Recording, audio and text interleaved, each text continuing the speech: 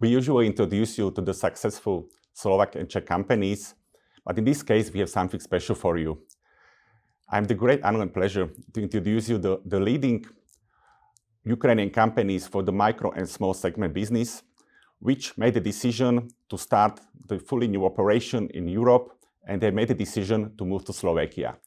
Dear ladies and gentlemen, I have the great honor and pleasure to welcome and to present you both co-founders of ESKA Finance, Mr. Sergey Vashko and Anton Diadora. Welcome. Thank you, Peter. I'm Peter Falis, Chairman of Finance Mastery, and you are watching Finance Club number 36. So, thank you very much for your time, and let's start to the head. How your story started? Well, our story started back in Ukraine. We always were fascinated with financial business, and we understood that to be successful in a financial business, you need to find a niche, you need to find a segment that you will be concentrated on, and you'll be successful in this segment. And for us, this was financing of micro and small businesses, and we chose to concentrate on leasing and hire purchase services and loans for micro and small businesses. Back in the days, 15 years ago in Ukraine, this was not mainstream. This was something very radical. But with years, we proved that it's a huge market, a very interesting market, a market that not only allows you to earn some money, but also allows you to make a huge impact. So let me make it clear. So you have been to business since 15 years, right? So how it develop? Have to be the number one in Ukraine in this segment. So I guess the market environment is not that easy. The competition was hard. Was it hard, or how it developed? Well, I mean, we have been in the business longer than 15 years. We both started working in Ukrainian financial institutions, even during our studies in the institute. But with time, we understood that we want to have our own business. We want to concentrate on something that we do well. And during the 2008 financial crisis, we decided to found our company, but we quickly understood that it's going to be, yes, it's going to be very tricky to do something. But at the same time, leasing companies and banks were struggling with repossessing the assets from the defaulted clients, and we're selling them. And that's basically when our story started. And at the moment when we started helping other leasing companies and banks selling their distressed assets, we realized what actually is the best and easy way to sell on the market. That's how we explored that used machinery and small business is actually a good group of customers with whom you could work in any environment, even in case if the situation in the economy is very bad, when everyone is shocked, still there is a possibility for small business to develop, because this type of company, this type of business, they're very dependent on their business, because they feed themselves, they feed their families, and they try to work as hard as possible because they don't have another way to do it except for continue making operations. And even after the crisis of 2008, when there was a huge inflation and also exchange rate changes dramatically for Ukrainian hryvnia to dollar to euro, even in this environment, we realized that small business could manage and could go through this crisis the best way comparing to big corporate customers. And that's how an idea came that we should start financing small entrepreneurs. Because there was a huge demand, there was huge possibilities, because as Sergey said, at that moment, no banks, no leasing companies, they didn't want to finance these small entrepreneurs. They were concentrated on corporate customers, on corporate business, because it was a big checks, it was easy to finance them, it was easy to maintain big portfolios, but at the same time, this big group of customers, of micro entrepreneurs, they were not covered at all by financial institutions. And step by step, we started building up our credit history, attracting financing in Ukraine, financing these small entrepreneurs, providing financing of used machinery, trucks, agriculture machinery, construction machinery to this small business. And step by step, from a very scratch, from a very small company, we developed a solid company with a public public reputation, public history, and the history. history of multiple bond issues. The last one was actually already after the war. It was in the end of the last year. We issued bonds for around 60 million hryvnias, which were successful by the investors, and that was something really fascinating, that the investors believed in us even during the war times. Okay, and so let us to understand. So you prefer the small and micro segment customers in compared to the large companies. The reason was because they were not covered by the banks, or what? And also another reason why you focus on this kind of customers. You know, like it's easy to say you prefer or not prefer. You know, to be successful, you have to concentrate on something. And we saw that there is a huge possibility to finance these micro and small entrepreneurs that were struggling to get access to finance. So basically, that is why we saw this opportunity, and that's why we still concentrate on it, because we still see this opportunity. Not only, like, you could think that maybe Ukraine is an undeveloped economy and that's a problem, but in reality, we see that it's all over Europe, it's all over the world, that micro and small entrepreneurs, they have a challenge accessing the finance. And let us understand, what's your unique selling point? Why you are the, let's say, number one for this kind of clients? What you offer extra? What in compared to your competition? Well, you know, going back to the crisis of 2008, 2009, we saw that when we were helping the banks and the leasing companies repossess the assets, we saw that they, in reality, they don't understand a thing about their assets they finance. So basically, for them, financing an excavator or a combine harvester for the agriculture was the same. You know, the manager at the bank, he's always sitting in the fancy office in the city, and he doesn't understand a thing about what he's financing and who is he financing. And we understood that, first of all, we have to understand the assets that we finance. Because when you finance real estate, or like when you give out the car loans, it's easy, you know, the cars are pretty much the same. Real estate, you know the district, you know pretty much how much the square meter price is, and it's there forever, you know, it's not going anywhere. But with the machinery, it's very different. Machines are used for different types of works.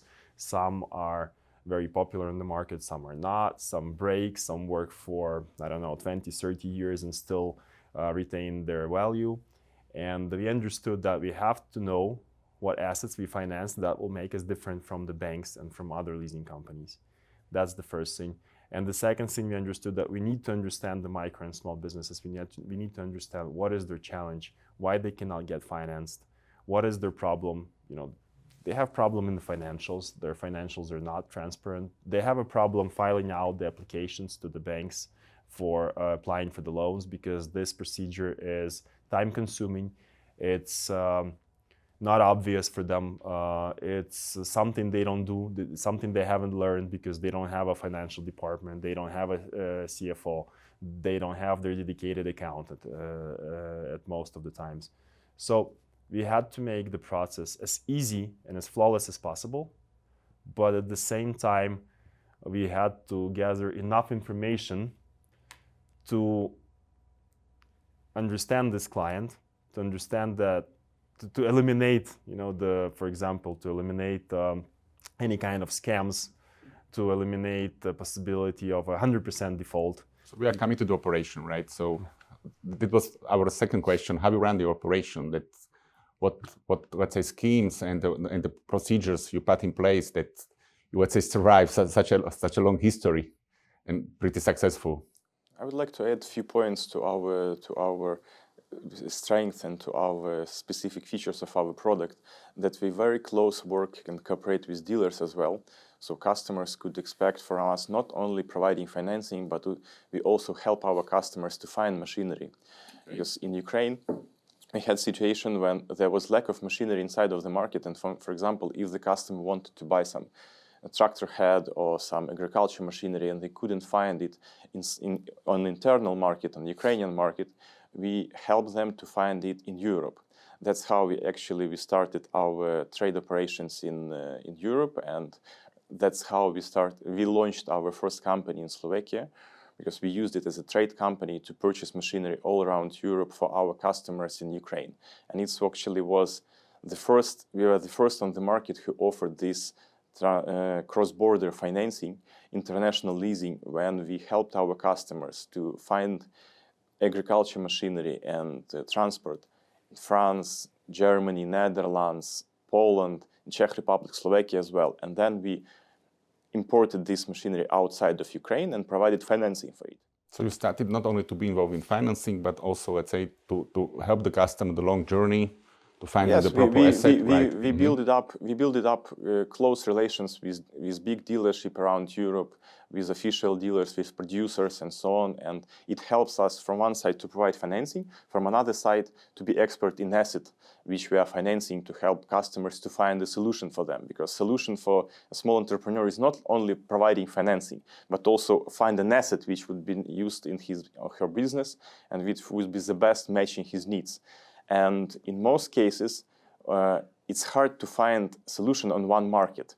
Even now, when we make operations in Slovakia, we see that not always customers could find what they need on local market. And we used to buy machinery from Poland already, from Netherlands, from Germany for our customers from Slovakia, because they try to find a local dealer, but in case if they can't do it, we help them to look outside of the market in Czech Republic as well, and to bring it to Slovakia, register and make financing for it. So it's innovative product which is not working on the market yet in I believe in any country of Europe. Let's just to be clear and to understand. So you are focused on the machinery, agriculture, construction, then trucks and consumer cars. Is it correct? Or I would say that our focus is financing and small and micro entrepreneurs. Okay. And of course their needs are wide, because small entrepreneurs are working in agriculture segment, in transportation, in construction, delivery, so small commercial vehicles, all kind of passenger cars which are used in business as well. These are segments we are active in. So we help our customers to grow, and what helps them grow actually assets which involved in their business. That's our main goal. Okay, regarding running your operation, because everybody will be interested in what's your internal policy, what's your risk procedures, right? What you have in place? We guess this is not an easy market, right? The micro segment, because otherwise the largest bank will focus much more at the segment. So what makes you, let's say, successful in these segments? What are the procedures which you develop during the years? So actually, we are using the same approach as conventional banks using. So we make normal credit assessment, and we go through credit history of the customer. We analyze turnovers of the customer and business, and so on and so on. But we are doing it fast, because we created a technology. We made up a scoring system which allows us collecting all this information about customers to make a credit decision fast. So we eliminate all kinds of risks which are related to the customers. We eliminate frauds, and we make a proper assessment of the asset we finance. So we know exactly what we are financing. And all these three elements allowed us to build a solid, diversified, and secure portfolio. But we are just doing it more efficient than conventional banks and financial institutions, because we don't have this legacy. Of course, we could understand why big institutions, they had to follow these strict procedures, and it's possible that in some cases the deal could take up to 1 month even. Because it's a big organizations, they have legacy IT systems which are hard to adopt to current environment. And in current environment, it's possible to get a lot of information about customers during one minute, because a lot of data is open. But the question how you use it, which procedures you implement in your company, and how you adopt needs of customers according to your procedures and credit assessment process. In our case, as we are building up a new company in Slovakia, which allows us to implement all the most modern technologies for credit assessment. And modern technologies allows to make a decision less than 30 minutes in most of the cases. And our target is to provide financing the next day after the customer enters our company and provides documents to us. So the next day the dealer should receive money for the asset, and the customer in 3 days should receive machinery, transport, or any other asset he wants to purchase. That's the product, how it looks like. Okay. The market environment was not that easy during let's say your history and career. How you protect against the fraud? Because we guess it is one of the main factors, right, in this kind of business to lend the micro and small businesses. Well, first of all, our type of financing, leasing, it ensures that we stay the owner, the title owner of the machinery, of the vehicle until it is fully repaid. So this gives us somewhat of a protection. And of course, we had to develop a certain IT system that would help us gather information from all kind of sources to understand the client profile, like whether he has any ongoing legal disputes with his, or past legal disputes with his counterparties or with tax authorities, whether he was paying taxes on time or not, of course his credit history, and of course when the company was registered, does it have any assets, etc. So it's a number of factors that we try to analyze, and from that we try to understand if we can finance him, and if we finance him, what will be the down payment for this machinery. The collateral, so, I mean. for the collateral that will allow us to minimize the risks. What was very interesting, that you also check the public databases, public available sources, not only the paid databases, right? So from Facebook to different databases. So this is correct? Sometimes you could get information about the person by phone number, by just name and information in the internet. So current environment allows you collect a lot of data of the customers. The question how you use it and which procedures you implement to make evaluation of the customer. According to our experience, we have specific profile of data we need to collect according to the profile of the customer. For transport companies, we need to collect one specific information and to check some specific data and to be sure that it's a transport company, not other type of business. For agriculture companies, for farmers, we check another elements to be proved that it's a real farmer, not a fake farmer, and so on and so on. Because many years of working on the market allows us to understand which customer should looks like, and if the customer somehow is not the same, differs from this profile, we understand that something's wrong. We need to go deeper and to explore what actually is going on. If it's a real transport company, or it's a podvodnik, or maybe you learned the most important word, right? Oh, yes, that's how it works. See, so watch your steps and watch what you put on Facebook, correct? So, okay, anyway, so a lot of experience, right? And you made a decision to close the operation in Ukraine, to establish a new operation in Europe, and we are very happy that you've chosen Slovakia. Why Slovakia?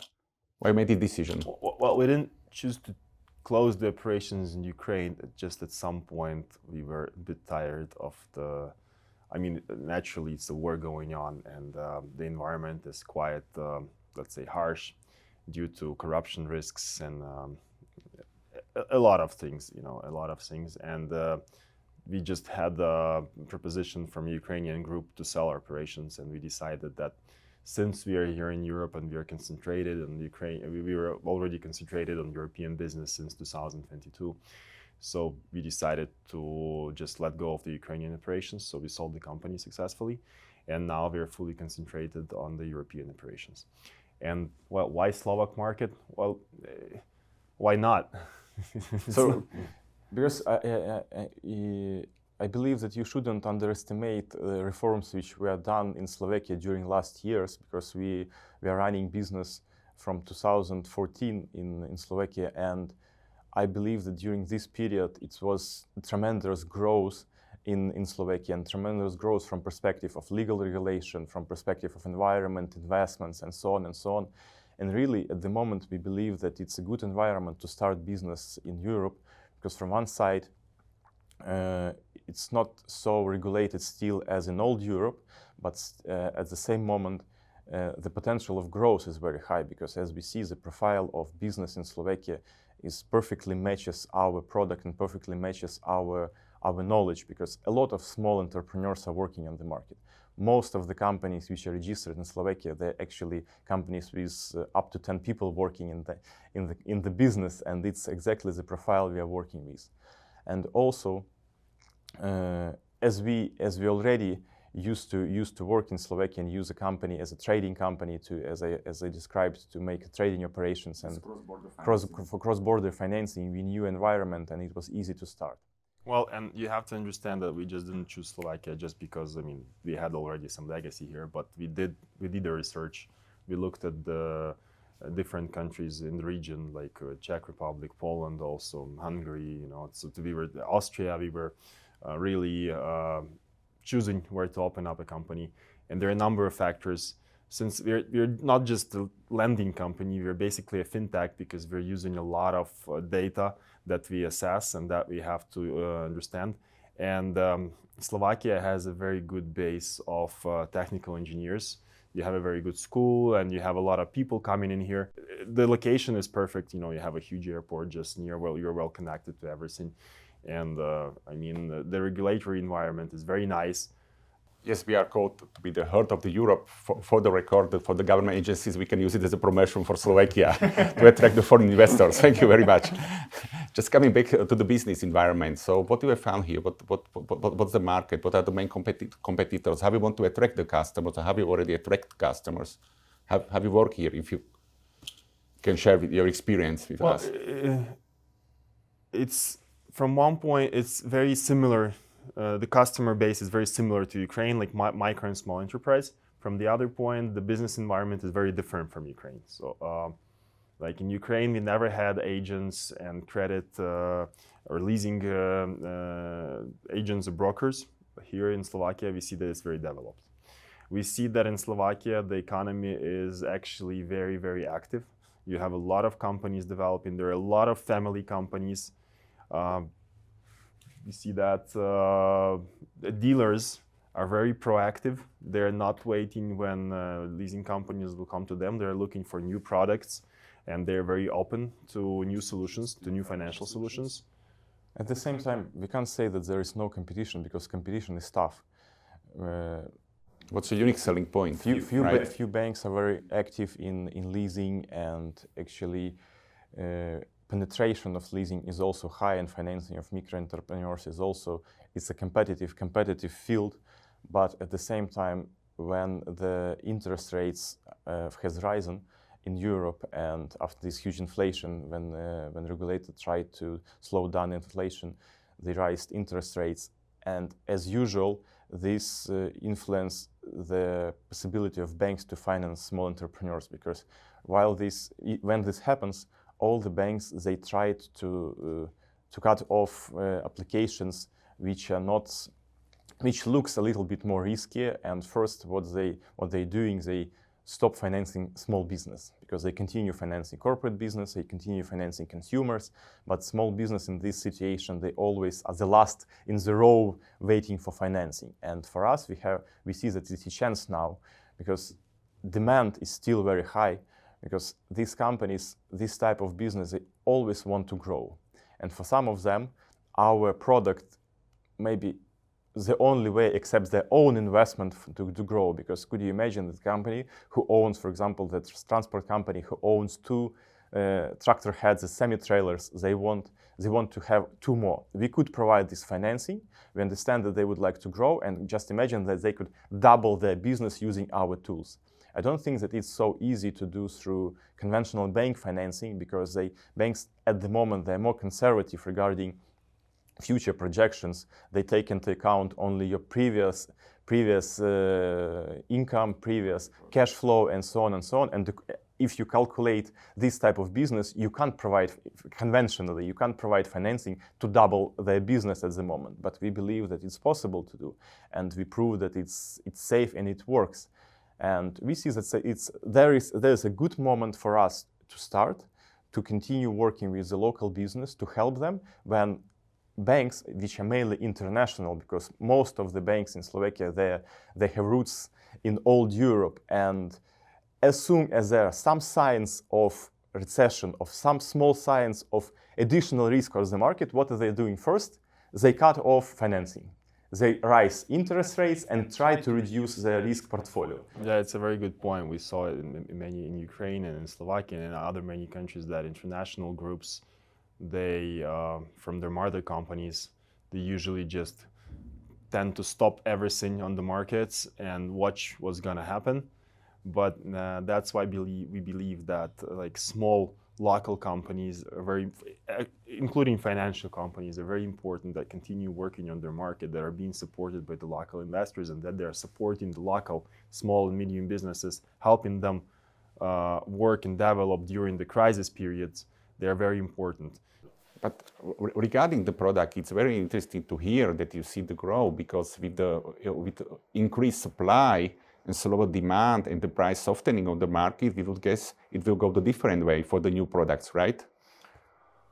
Well, not exactly, because as we have mentioned that still big banks, they tend to finance big clients, or they tend to finance easy products such as car credit, home loans, etc. And they don't want to concentrate on small companies. So even if the interest rate go down, it doesn't mean that it makes it easier for the small companies to receive financing. There is a study from the ECB which shows that micro and small companies used leasing as a service, as a financial service. Only 16% of the small companies use leasing, compared to 60% of the big companies. So it's always considered, what is the advantage to buy or to lease? Well, we're not talking about lease as a rent, we're talking about lease as a financial service, but the question is not about the advantage, the question about that micro and small companies, they are just not comfortable with applying to the banks, that's first. And second, banks tend to decline their applications in more cases than it happens with the big corporate. And what's your overall portfolio? Because you focus also on the used cars and machineries, right? Compared to the new one. Well, it's actually funny because as Anton was saying, like in 2022, when they started to raise the interest rates and banks started stopping the loan processes rapidly, we saw a number of companies coming to us for financing of new machines, like new trucks, for example, which is totally not our product, because in 99% of the cases we finance used trucks. And we saw some applications for brand new trucks which cost more than 120,000 euros, because like the international banks, they just stopped financing, and they closed the limits for the relatively small and medium companies, like the ones that have like 10-15 trucks in their fleet. And we had some of those applications that was very interesting. Sergey, Anton, what is the typical customer in Slovakia? Our typical customer is a customer with turnover up to 500,000 euro turnover per year, and with up to 10 employees working for the company, and also self-employed customers as well, so entrepreneurs. And in each of segments of economy, this profile is the same. So for transport companies is a company with fleet up to 5 trucks, for example, small farmers up to 20-30 hectares of land, and small contractors who are working, subcontractors working for big construction companies, and they have 2 tippers, for example, old excavator and so on, making regular job, working for big construction companies as well. And of course, distributor companies who purchase light commercial vans and light commercial vehicles.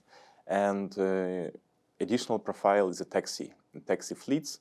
They also purchase cars from us for their fleets, to develop their fleets in Bratislava as well. I will touch the last point, because you mentioned already as that you have even the cooperation with the largest provider of the services. So what's your typical business model with these taxi companies? So actually, we have specific technology to make assessment even of drivers who are working for Uber or Bolt. This assessment is based on the days they are working for their fleets, and actually their returns, which they have on a regular basis. And based on this information, we can make credit assessment and provide financing for them as well. They usually don't get credit, right, if in the bank, if you are the Ukrainian refugees in Europe, so it's maybe hard to obtain any loan financing, right? Yeah, but that's something we believe is very important, because being immigrants yourself now, we understand that it's very hard to enter into the financial system of the new country, and we know that the banks, they will not provide you any loan unless you have a permanent residency status in the country. If you just have a refugee status, or if you have even a temporary residence, you're not eligible for a loan. And that's what we're trying to do from our side as an impact. We are trying to finance immigrants, not only from Ukraine. In our portfolio, we have immigrants from Serbia, from Jordan, from, Egypt, I think somewhere, like people who are coming from India, people who are coming from different countries. They want to start a business here. They don't want to depend on the government social help. They don't want to come with their hand out. They want to do something to feed their families, to take the control of their life and their future in their hands. And that's something we want to help them with. Even if he's starting a business just as a taxi driver, it's already good. He's paying some taxes, he's contributing to the local economy, he is enrolling into the social life. It's good. If he's starting some better business, like a small construction, or if he wants to do some deliveries or whatever, it's great. It's something that we want to help them with, and I think this is very important. I think this is very underestimated, because a lot of people are talking about the NGOs that are helping the refugees, but they're helping with the grants, right? With the grants, but this is something, you just give out this money and they don't know what's after. And we're trying to give a tool that will help them develop and that help them earn more money. It's great. It looks very sustainable. So thank you very much for that doing. And actually, how do you see the market? How the inflation, let's say, influence all your business operation or your clients? Besides the rise of the interest rates, do you see any implication of the high inflation? Actually, it's a huge influence on regular business in all areas.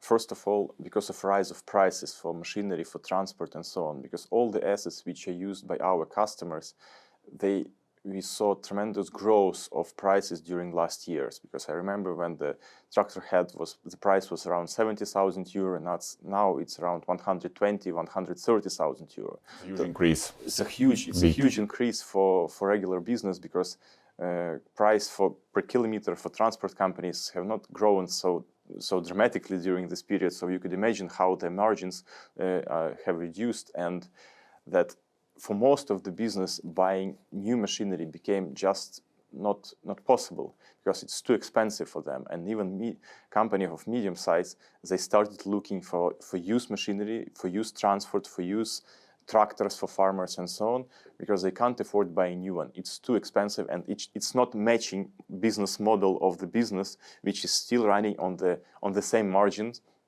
and it was 3-4 years ago. So it's not sustainable long term, right? Under these conditions. For farmers, you can't even imagine what's the normal price of the harvester. It could be up to 500,000 euros. So it more looks like a mortgage credit, not like a financing of a business purchasing agriculture machinery. I think an average mortgage loan in Slovakia would be less than financing of a new harvester. Financing of a new harvester. So what's the solution for that? The solution is that to look for some safer solution, for some machinery which could be even 10 years old, but for example purchased from France. In France, a lot of farms, they're relatively small, they use machines safer with good maintenance, and even after 10 years you can buy this harvester and use it for another 10 years. And it would be a very good solution, because it would cost not 3,500 euro, but it would cost 100,000 euro, for example. Or for a tractor head, you could purchase a tractor head of 2016, and it would up to 30,000 euro, and it would last for another 5 years without any problem. But for the typical customer, small farmer, right, from the south of Slovakia, eastern Slovakia, maybe it's very hard to look in France and to the dealers or to use cars. Then step in. That's what we are doing actually. So we're not only offering finance, we have a marketplace which is offering our clients a whole range of machinery from all around Europe. So as we say that we specialize in cross-border financing, and we know that's a problem for a customer to look for used machinery. So on our marketplace, he can find the machine, he can see a monthly payment that he'll have to do with it, he can apply for financing, he can ask us to make a technical inspection of this machine. Okay. He can ask us to have a delivery of this machine if it's not in Slovakia. And we will cover all these segments for the client, because we understand that these small clients, they don't have time, they don't have capacity to go to France, to go to Germany or Netherlands or wherever to look for this machine, to make a technical inspection of it, to organize the transport. They just, they're not professional dealers. They just need this machine to do the job. And our main goal is to give them as little distraction as possible. They have to concentrate on their business. They have to earn the money. They have to be in their field. And we will help them do everything that is on the side of purchasing, financing, and delivering them this machine. Great. And regarding the business, because I guess that happens that business is not running smoothly for your customers. So what's next? Have you solved the rising problems of the customers? You mean if the customer is not paying or Right. delays the payment? Late payment, not regular payment. I would say that it's, of course, we understand that this profile of customers, sometimes they have lack of financial planning, and sometimes they are out of schedule of payment as well. And in most cases, we solve it by communication with the customer, because we are not waiting for many, many months until the problem became really big and unsolvable. We start communication with the customer just in a week after the customer delays the payment, and we control how the situation develops. And the easiest way, of course, to offer the customer a solution, because it happens, because it's a business. Sometimes customers are out of business. Sometimes they are not receiving money from their suppliers, contractors, and so on and so on. And it's easy to maintain the problem when you offer the customer, okay, we have an asset, you invested your down payment in this asset, we invested the rest, let's sell it together in the secondary market, release our money, you receive your part, we receive our part, and we solve an issue. Most of the cases are solved this way because we understand it's a normal business, it's our partners. And if you communicate properly, if you describe where is the solution and help the company, help your customer to find the solution, usually you solve it easily. Of course, in some cases, there exist not responsible customers who are trying to avoid responsibility and who are trying not to pay, even in case if they continue working, earning money, and so on, using your asset. In this case, we should be involved and repossess, return the machinery, and sell it on secondary market by ourselves. That's how it works. That's why title of ownership belongs to us during the period of financing. That is the security of us, of our investors who believed in us and with whom we attracted money to finance these operations. That's how we protect ourselves. Okay, and what's your plan? Because you already mentioned that you have the customer from different countries. How easy it is to scale up in Europe if you already studied the market to scale up your operation to different countries? What's your current status and what's your plan? No, it's a huge challenge to scale up in Europe, because when we started the business, as I said, we chose Slovakia, and our general plan was that we will now finance from Slovakia all over Europe because it's so easy, because it's one market. Actually, it's not one market, it's just one market on the paper, but it's different regulation in every country, different administration of taxes, of VAT implications, different languages. So even Czech Republic and Slovakia, they're very near, but there are huge differences in way of regulating legal aspects of leasing, hire purchase services, and loans. So it's very, very different. We started now on 3 markets: Slovakia, Czech Republic, and Poland. We moved. Poland is so far the hardest market to assess. So our general plan, of course, is to expand Europe-wide, but it's not as fast as we would like to. And of course, it's not as easy as we have imagined, but gradually, step by step, I think we will come there. But even now, we provide financing for customers also from Czech Republic and Poland. So we provide cross-border financing from our legal entity in Slovakia. So we serve customers, entrepreneurs from Czech Republic, and provide cross-border financing for them. And we have a few customers from Poland as well. So we believe that this model still could be implemented. We just to develop it. But I believe that still we have a lot of job to do in Slovakia, because the market, from perspective, from first view, the market as I heard a lot, the market is not so big, but we believe it's big enough. It's big enough for us to work for the next few years and to implement all our ideas we have at the moment, and to show that really Slovakia could be an office from which we could finance customers from Czech Republic, from Poland, and next from Hungary, and so on, because we believe that this region could be served by Slovak office.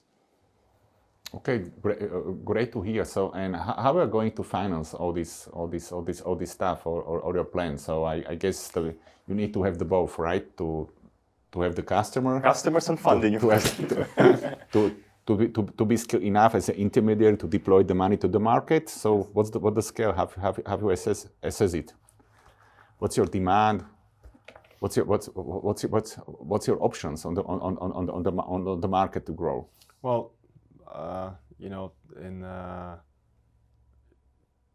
a classical environment, we use bank loans, we use bond placements, venture debt or private debt, whatever.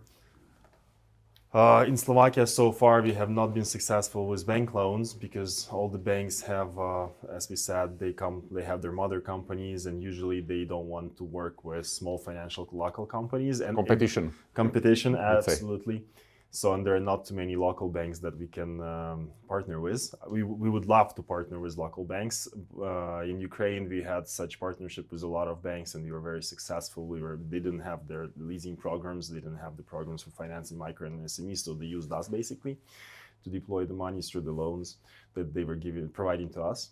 But now we created the fresh operation, fresh new company in Europe, and you need to start from scratch? Yes, we need to start from scratch. And the plan A currently is actually bond issues. We see that the bond market is pretty developed, and we have a lot of hopes for the bond issues. But regarding or considering the bond issue, everybody will be consider what is the risk, what is the return, right? So how you want to make the investor feel secure about the bond issue? First of all, we made the research of the local legislation and to find a solution which could allow our investors to be very secured. And actually, the tool is used for it as a security agent who would collateralize our portfolio, which we issue to our customers against our obligations, bond obligations.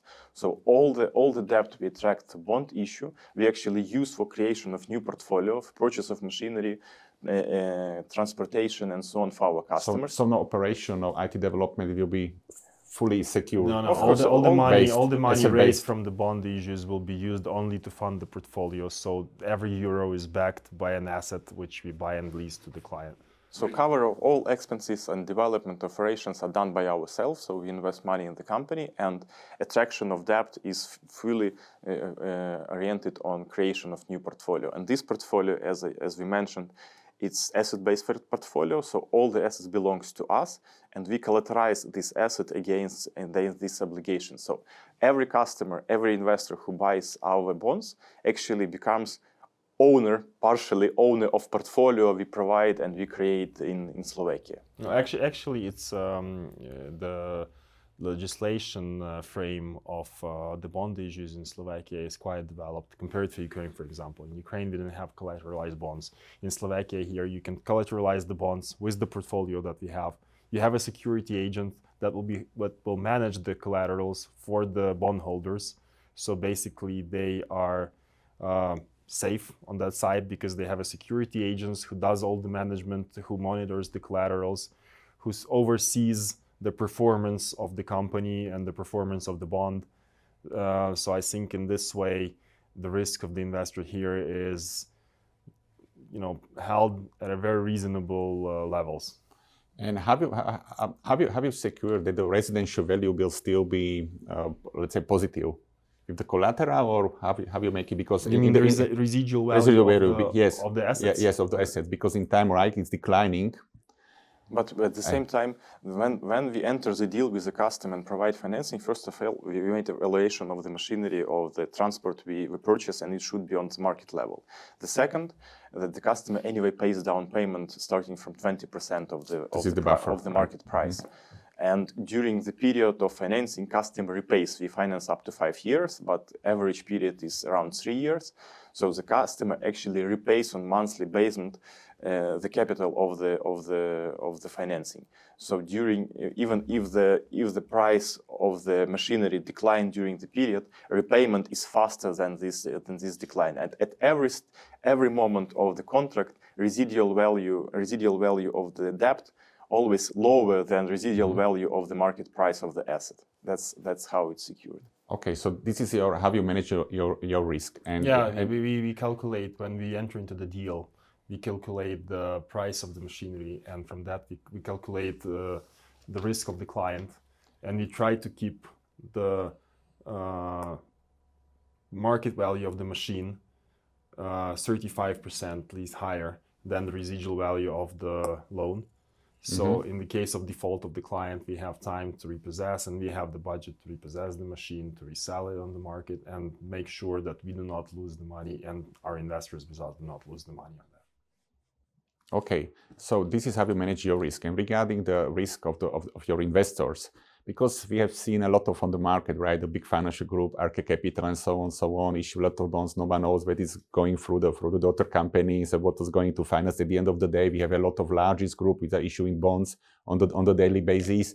Let's compare to the small companies, to the let's say to the collateral which is asset backed.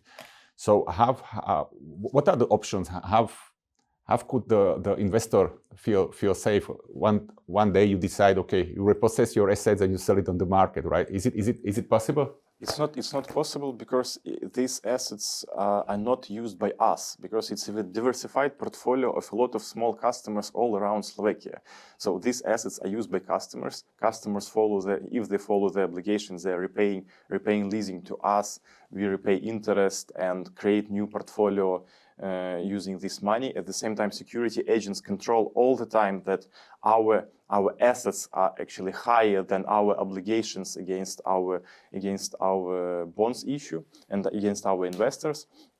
And at the same time, it's not possible that all customers would default at the same time, because it would happen. It means that the whole economy default, and it would be not only our problem, it would be problem of the whole country. But I don't believe in this scenario. It's as Anton said, the portfolio is very diversified. It is diversified by the client type. So an average loan size that we deploy to a client is around 25,000 euro. So these are quite small checks. There are different clients from different sectors with different machinery. We do not have a concentration on one client or two clients. So we are really diversified in this case. And now with the bonds, it's a bit of a momentum of the risks, because we saw like a huge bankruptcy of Signa in Austria, where they have not, they could not meet the rise in interest rates, and they had like real estate portfolio which was bulletproof by the conviction of the investors. But in this case, you can see that like real estate can be really tricky during the interest rise rates, because the demand falls. In our case, it's a lot of clients, small clients, with a lot of machinery that is very liquid on the market, that is easy to sell. And in this case, all the leasing contracts and the hire purchase contracts and loan contracts, they are backed with also a certain maturity period and certain fixed interest rate. So in this case, the investors are pretty much on the safe side. Like even if like a few clients default, we still manage to repossess this, resell it, and the investors will not see any distress on our books. How long does it take typically to sell the distressed assets? We aim to sell it in 2 months. That's our policy. And I guess in your segment you work with the pretty high margin, so the premium, the buffer is not as high as we would like to, enough, but not right? as like as we would like to. But yes, we try to keep the margin high to to fund our operational expenses, of course, and you have to have enough income, to cover the risk. And during the years, you developed a pretty robust IT system and the risk system which you employ. And we have the discussion with several big funds. They were interested in the details, how you develop it. We understand it was step by step. But do you see any challenge in future you would like, what you would like to achieve? Actually, when we entered Slovak market, we were not surprised. We were surprised in a good way that a lot of open data is available about customers, and also that that we could use open banking services to get information about bank statement of the customers. So it's the first element of credit assessment when we go through the bank statement of the customer and make evaluation of the customer's turnover, specific expenses and incomes, and so on. And development of last year of artificial intelligence, which allows us to read this information carefully and to make some projections and decisions based on this information. It's actually how we use this information and the modern technologies, right, on the market, to use it the most efficient way to make a fast credit decision. The challenge is that this technology would be available for more and more companies, and the question who would be adopting this technology at first, who would develop it fastest, and who would develop it in the most modern way and the most smart way. That's the competition we face now from other fintech companies in Europe, from other players on the market as well. But it's always a question of competition. If there is no competition, it means that there is no market, and you're moving and there is no development, and you're moving the wrong way. There would always competition exist, but the question how you serve your customers, how you work with them, how loyal are them, how fast you serve them, how you work with dealers. Because first of all, we cooperate with local dealers, because for us and for local dealers, it's easy to offer the machinery which is in local market, to close the deal fast, and to provide the customer the product which he likes the most and the dealer likes the most. That's two crucial points. And after that, we'll see who would be better. That's the question of competition. Well, and the main problems when we are talking about banks, it's the legacy of the IT systems. They cannot adapt the rapid changes we see in AI, in machine learning, in APIs, in connection to all kinds of open data sources. Our IT system is very flexible and very fluid. So we try to we don't have this legacy because we moved to Europe, we're building it from the scratch. Have you found the good partners, good skilled experience in the IT also in Slovakia you can cooperate with? Yeah, of course. As I mentioned earlier, Slovakia is very strong in IT. There are a lot of companies, a lot of developers, and a lot of technical staff that is good. You can find people at a reasonable price still, which is very challenging in the IT. But the technical background here is very good. On the European markets, the financial intermediary mostly are considered the banks, which deployed huge sums of the money to the local economies. But sometimes there is a niche. There are the new companies on the market established where they have experience, they see the niche, and they can serve the customers. Of course, a lot of them are facing the lack of funding, which they can deploy to the economy. They are looking for different kinds of sources. One of the most regulated sources is the bond market, which is very high capital markets, very transparent based on the regulation. And you have made a decision. You want to start in Europe with the issue approved by the National Bank. So why you have done it and why you think you will be attractive enough for the investors? First of all, because we see a huge demand from our customers on local market, because we finance small entrepreneurs in different segments of economy. It's a small transport companies, small farmers, contractors, companies who are looking for passenger cars and commercial vehicles for delivery and using in the business. And this segment of customers is really huge in Slovakia, because most of these customers are representatives of small business, and it's logically that we looking for local sources of financing as well, and we see that we could be a very competitive alternative for bank deposit and to attract funding for these operations on local markets. From our perspective, it's not only good from perspective of earnings, but it's also safe from perspective of risks, because we find a tool which would be very safe for our investors, because our bonds are collateralized by portfolio we issue to our customers. So actually all the trucks, agriculture machinery, construction machinery, and cars we provides through financing to our customers has a title of ownership on our company. And these machineries are collateralized against our bond issues through the security agent. So independent security agent controls all the assets we allocate to our customers and controls our financial statements, that at every moment when we attract financing from our investors, these investors are allocated directly to the portfolio, and it's served on proper level. That's how it's secured. And the next thing, that investors, they're not only earning money in safe way, but they also have a positive influence on their local economy, because at the time when international financial organizations, they try to leave the market to safe havens, the main point is to support your economy by yourself, because if you want to develop your country, you need to invest in your country as well, and we are helping to make it in proper way to small entrepreneurs all around Slovakia. Just make it clear. So you will only focus or to invest to the assets, not to the operational business, not to the development. Is it correct? Absolutely. All the expenses are related to development, salaries, marketing, IT technology, and so on, are done by our own investments. So we put money in the company by ourselves, and the debt we attract through bond issue, we fully deploy to finance our customers and to create new portfolio. Great to hear. So we wish you good luck. Thank you for being here.